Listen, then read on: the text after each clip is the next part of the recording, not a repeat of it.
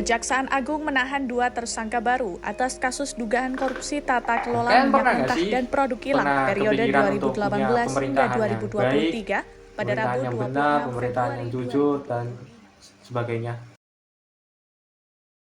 Di Indonesia sendiri, konsep ini sudah lama untuk dicanangkan ya. Namun, adanya budaya-budaya birokrasi lama, budaya korupsi yang semakin merajalela, dan praktik-praktik nepotisme apapun sebagainya itu akan menjadi tantangan yang sangat berat untuk mengupayakan good governance and clean governance.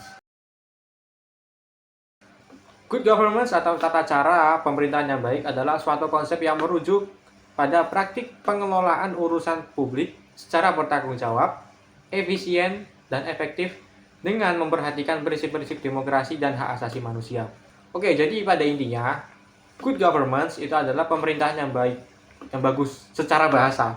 Secara bahasa, good itu artinya bagus. Konsep ini melibatkan berbagai aktor, tidak hanya pemerintah, tetapi juga sektor swasta dan masyarakat sipil.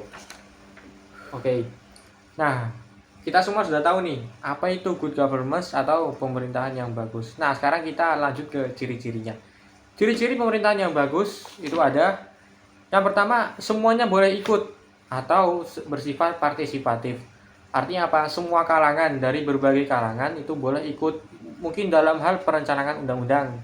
Untuk kita ajak musyawarah nih dengan tokoh-tokoh agama, dengan masyarakat, atau dengan perwakilan-perwakilan masyarakat. Artinya semuanya boleh ikut.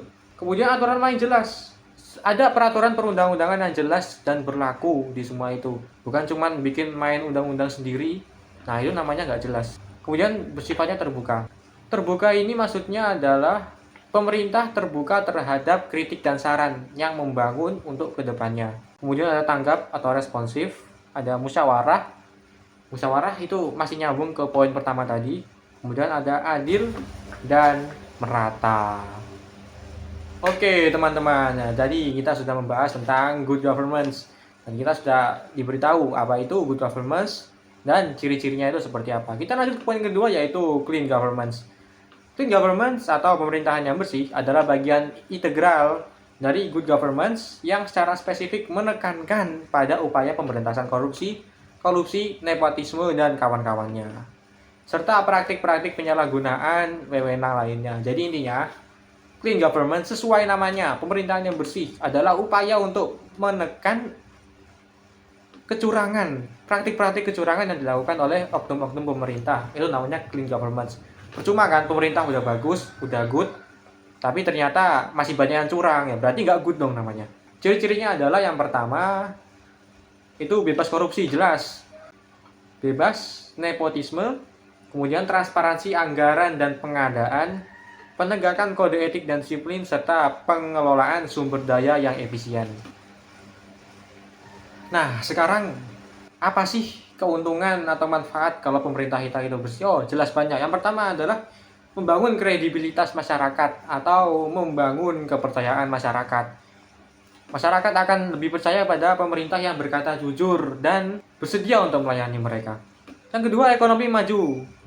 Jelas, ekonomi maju. Uang-uang yang tadinya dikorupsi bisa digunakan untuk invest ke hal-hal yang lain yang sangat penting untuk membantu pertumbuhan ekonomi suatu negara. Dalam mewujudkan pemerintahan yang baik dan pemerintahan yang bersih, sudah barang pasti akan menghadapi berbagai macam tantangan. Yang pertama adalah korupsi yang sudah menjadi kebiasaan. Di beberapa daerah, di beberapa tempat, praktik korupsi sudah menjadi kebiasaan dan sangat sulit untuk dihilangkan. Sehingga ini akan menghambat pertumbuhan pada daerah-daerah tersebut. Yang kedua adalah hukum yang kurang tegas.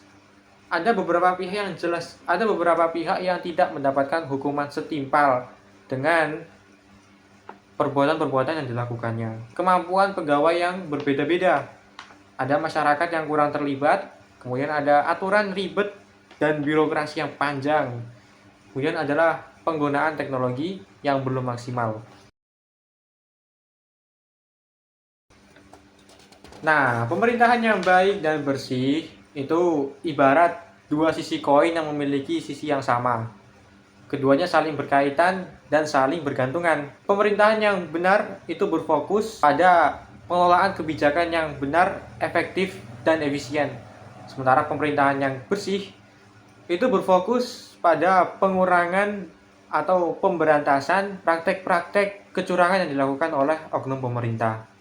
Jika kedua ini dapat dilakukan bersama-sama, maka kita bisa menciptakan sebuah kesejahteraan bersama yang membawa kita menuju Indonesia Emas 2045. Oke, sekian tugas video saya kali ini. Kurang lebihnya saya mohon maaf apabila terjadi banyak kesalahan dan kekurangan. Terima kasih sudah mau menonton sampai habis. Wassalamualaikum warahmatullahi wabarakatuh.